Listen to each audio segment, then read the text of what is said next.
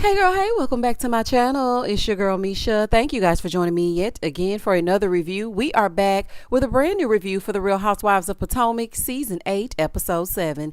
If you are new here, then welcome. I give lighthearted reviews with a little bit of laughter and a little bit of shade and a whole lot of detail.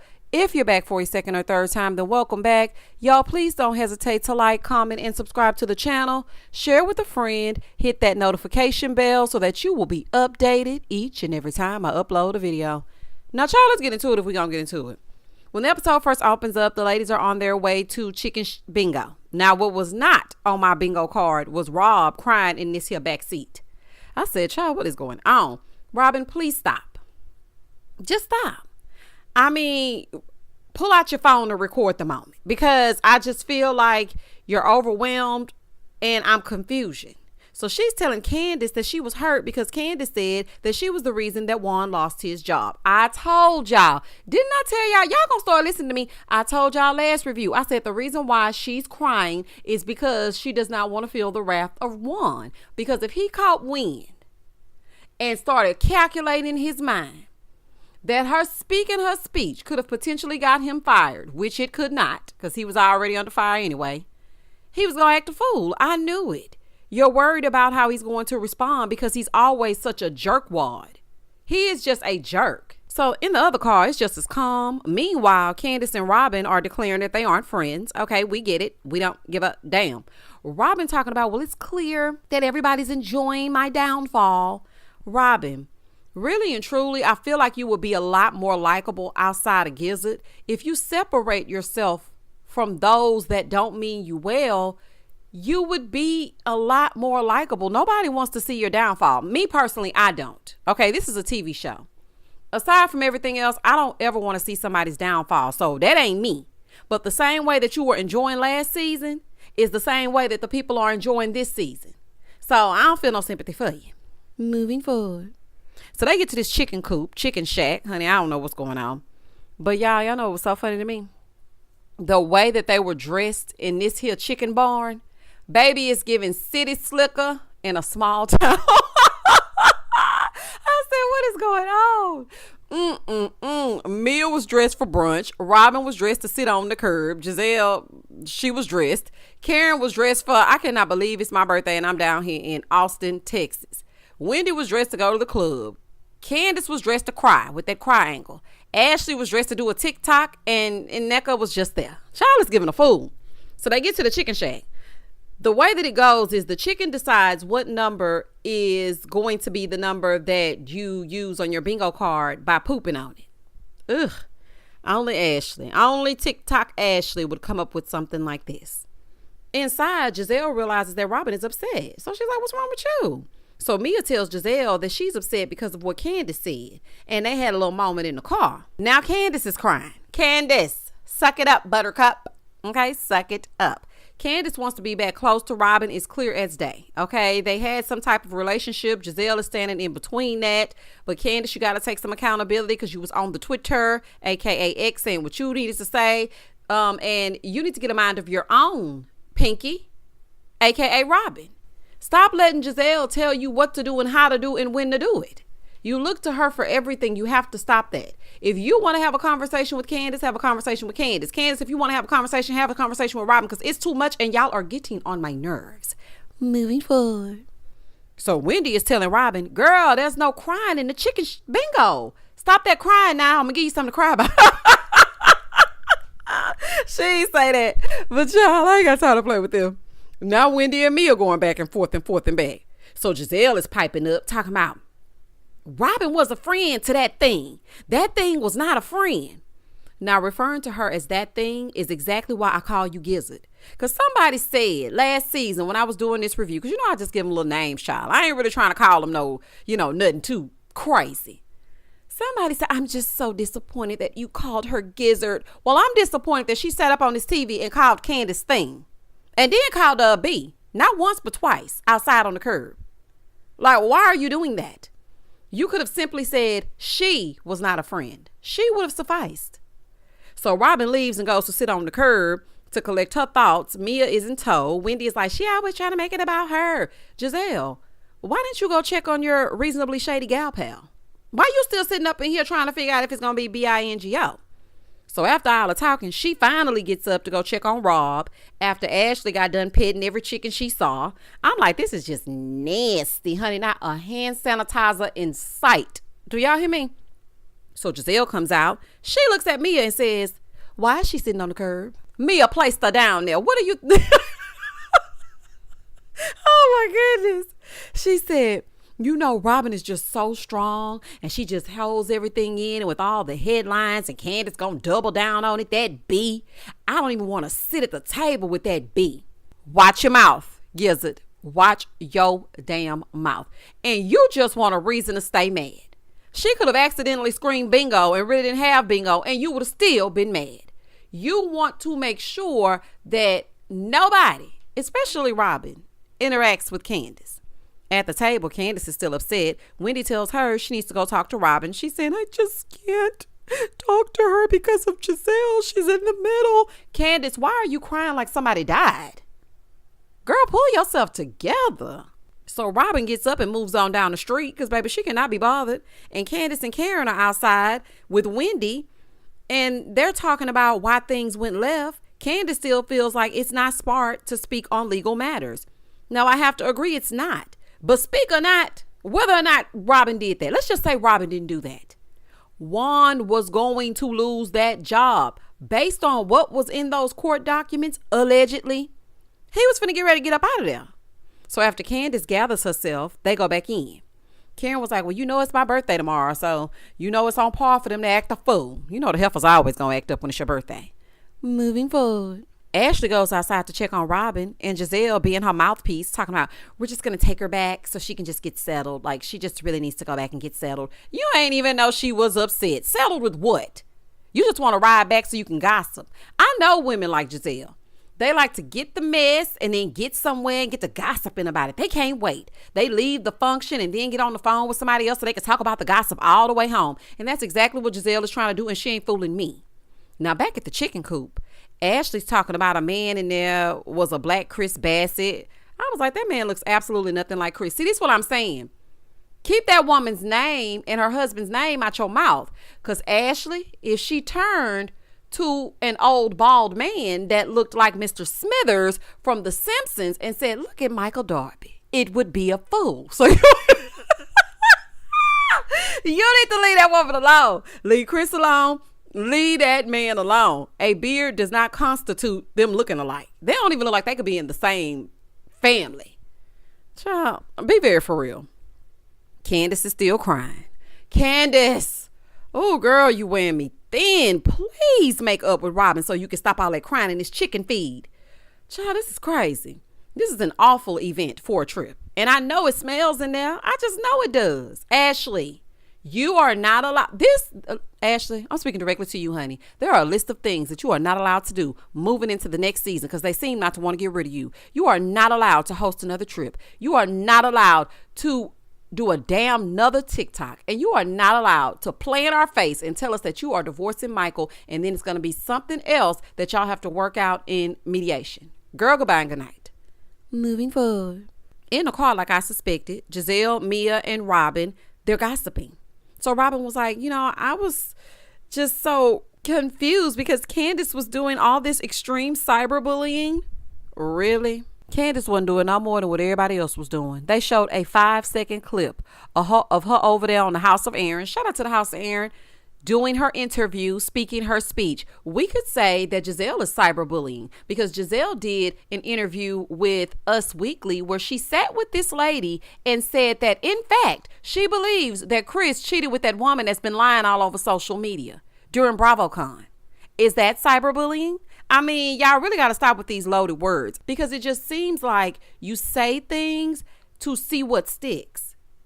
It amazes me that not one person this season has asked Candace, have you recovered from all the allegations made against Chris? How do you feel being around Giselle? Did you and Chris talk about it? Like, do you think you and Giselle could sit down and have a talk? Like, y'all ain't talking about none of that. Y'all are just acting like Giselle didn't say what she said and make it seem a way that it wasn't. Nobody's talking. So, child, it's the next day. It's Karen's birthday. One time for the birthday chick. Okay, happy birthday, Karen. So her brother is calling, singing her happy birthday and whatnot. Candace calls Chris to fill him in on what's going down. Giselle busts in Karen's room, singing happy birthday off key. But she did come bearing gifts, and I thought that was cute. You know, Giselle and Karen, they know the formula to stay on this show. They are the anchor of the Real Housewives of Potomac. When you think of Potomac, you think of Karen and you think of Giselle, love her or hate her. And them being frenemies is what makes it work for the two of them. They can be cool sometimes, and then they're not. Karen says she's happy that they're moving forward. Now, it's amazing to me that after all the ugly things that they've said and done to each other, they can move forward. But Giselle hates everyone else after one altercation, and she holds on to it. But you are trying to make us believe that what they're saying about you isn't true. The lady said you were a whore from Sing Sing and didn't even know what Sing Sing was. She didn't even know what it was, honey. I'm not going to let y'all play in my face. So Giselle is putting together something for her birthday. So she's talking to her about it. She said, you know what? I also want to talk to you about Candace. Like, I know you want to be this peacemaker, and I know you want all of us to get along, but there will never be a way for us to go back to what we were because of her whole colorism accusation. She says she received hundreds of death threats. Actually, this is just my opinion. Actually, I feel like it was more of the fans that brought up the colorism issue as opposed to Candace. Did she lead the charge in the conversation that y'all didn't have the right way during the reunion? Absolutely. And I feel like they set her up because y'all should have had some type of moderator there. There is no way that Candace, being the emotional crier that she is, should have led that conversation. But I don't want to just put it all on her and say, oh, she the one that said colorism. No. You need to get over on X. You claim you don't do social media, but you know everything that's going on over there. Karen said, well, I didn't realize that things had gotten so bad. So thank you for telling me. So now that I know, I'm going to let everything be what it's going to be. Now, it's definitely uncalled for and unnecessary to threaten people's lives. People, this is a show. Okay. And half of it is given scripted. Okay. So what we see is only a small portion of what's actually going on. It's a show. But Giselle, let's not act like you haven't done your fair share of foolishness. Let's remember how all this started. When you pulled her aside at that dance class and she was hollering for Eric to figure out why are you ambushing her with some BS when you saw her after that. I feel like it's enough fault for everyone on the cast. And Giselle, you are the most unscathed franchise housewife I have ever seen. I have not one season seen Giselle be accountable for anything. Anything. I mean, she need to teach a class, honey. Moving forward. Over on the other side, Mia is on FaceTime with G, and he tells her that the attorney contacted him. He's suing the other siblings. She don't want no parts. Mia's like, girl, child, keep my name out of all them court documents, okay? I ain't got time for that. Over on the other side, they're going out to celebrate for the Grand Dame. So everybody is giving their happy birthday wishes to Karen in the confessional, and I thought it was so cute. I really did. I thought that was so cute. Karen really is the only one that everyone on the cast can stomach. Karen is in charge of the girls, honey. She is in charge of the girls, baby. If nobody's job is safe, Karen's is safe. She can literally do nothing but them confessionals with those props, and she gonna stay. So they get to this kayaking excursion. Ashley, what is the meaning of this? Why would you bring Karen, of all people, down to this kayaking event? And when they got off that bus, or wherever they got off of, child, I don't know where they got off because it's giving low, but it's giving your budget is low. So, baby, when they got off that bus, the man who was standing there named Luke, baby, he had me nervous as soon as he started talking. We got life jackets. You need to give us your last living will and testament. We need to get your blood type, your social security number. I was like, oh, no, thank you. I would be pissed if I were Karen. Do you hear me? Don't plan no damn trip on my birthday because it's never right. So Karen tells Ashley, this was the last trip that you can host because this is a mess. I know that's right. Here go Ashley. Well, you would think somebody that's taking sexy pictures all over Instagram would want to get in the water. Ashley, let me explain something to you. Instagram is not real. Do you know how many times I done put on a bathing suit and stood next to a pool, honey, and didn't even dip my damn toe in it? It's called a thirst trap. So anybody got time to play with you? You know Karen ain't getting in no dang old water. How many seasons have you been on this show, Ashley? Huh? Say what now? When have you ever seen Karen get in water? That season when you and Katie were going back and forth and Katie called you stupid on the beach, y'all went down to the beach. Did you see Karen get in the water? No, you did not. When y'all went on that other trip and y'all went down to the beach, did you see Karen get in the water? No, you did not. When you put them in the outhouse and the rest of y'all stayed in the big house, when y'all went down to the pool and Giselle was doing water aerobics, did you see Karen get in the water? No, you did not. Okay.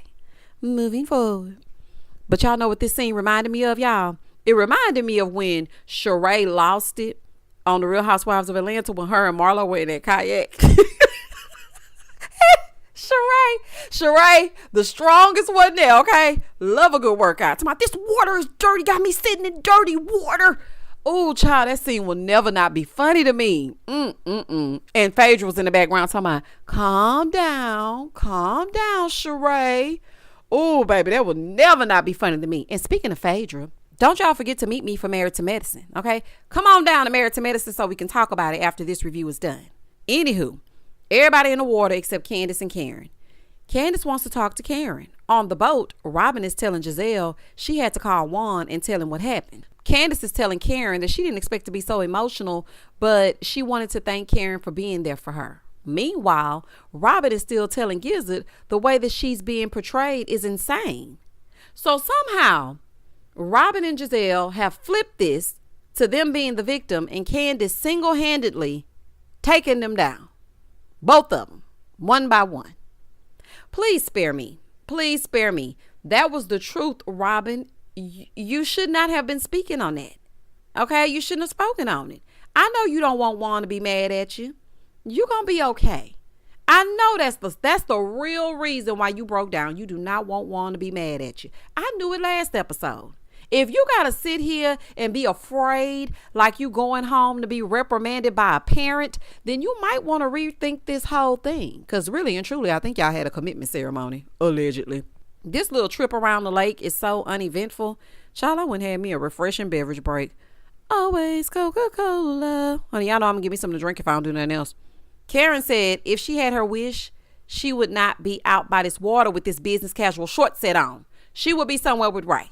I would have them write into my contract that they are not allowed to go on any cash trips around my birthday. And if they do, they better be going to Paris, Milan, Beijing. Honey, you better take me somewhere worth it. Don't be taking me down to no damn Austin. No offense to Austin, but honey, don't be taking me to no chicken coop. I would be pissed. Do you hear me? So now that kayaking is over, Karen is in the car telling them that she's buying her grandmother's home and she's going to turn it into a resort for Surrey County. That's sweet, Karen. I mean, as an ambassador, it's only right. So, baby, they get back to the hotel.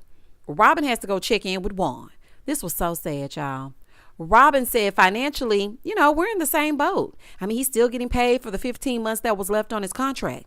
Robyn, you're doing girl math. You cannot spend like it's money coming in. When you spend, you have to replenish that money. Y'all need to save. Because ain't no telling when he gonna get a job. Especially with this show going. And if they look back on what's going on with that lawsuit. Girl, what? So she calls him. Hello. What's up, Rob? Hey, Juan Dixon. I just want to speak to you for a second. So she starts telling Juan about Candace. Of course, he's yelling at her. Juan is such an ass. Such an ass. Juan, she is not on your basketball team. Stop yelling at her and listen. Listen. You kept going on and on about, man, I love them boys. Man, I love them boys. How about you start loving the woman that remarried you? She's not allowed to feel anything with you. She plays tough so you don't get upset. I wish I would let an unemployed, cheating liar with a receipt and hairline holler at me. I wish I would. Robyn, the show aside, okay, girl? I'm speaking to you, woman to woman. I have been in love. So I know exactly how you feel, girl. Listen, you deserve better than this. That's probably why she broke down in that car, because she cannot be vulnerable with him or Giselle, and Giselle being her BFF. Because y'all remember when she told Giselle that, she was going through some stuff and she was sleep a lot and she wasn't really taking care of herself. And, it could have possibly been depression. And Giselle said, well, it's not sexy to sleep all day. You got a fine man and you sleeping all day. Robyn, you need to cut these losers loose. Do you hear me? Everybody that you can't let your wig down with, you need to cut them loose. Because I actually felt sad for Robyn in this scene. There is no reason for you, who's supposed to be her safe space and her soft place to land, for you to be hollering. When she got your back at every turn, she has made up the dumbest excuses that she can make up this season to take up for you. Well, you know, he holler because he can't hear. Well, you know what? You need to give yourself that advice. He was hollering at you because he can't really hear you because he coached basketball for so many years. Well, he be deleting it off his phone because of the storage. Because he don't like too much stuff on his phone. That's how he is. He's weird. He is weird. Okay, but it ain't got a damn thing to do with his phone storage. Okay, he is a weirdo. It's giving a little weirdo. Robyn, you deserve better, girl. I feel like you can really soar if you let some of these people go. Now, I ain't the one to gossip, so you ain't heard it from me. And that was the end of the episode. This episode was a filler. It didn't really give much. They were just wandering around this chicken coop. Robyn was sitting on the curb. Candace was crying a river with her triangles or her cryangles or whatever the hell they calling them. Mia and Wendy was trying to get Candace to go talk to Robyn because she understands that their relationship was real. Giselle is being gizzard. Karen, it's your birthday. It's your birthday. Bad contest, you in first place. Y'all comment down below and tell me exactly what you thought about this episode. Comment and I'ma comment back.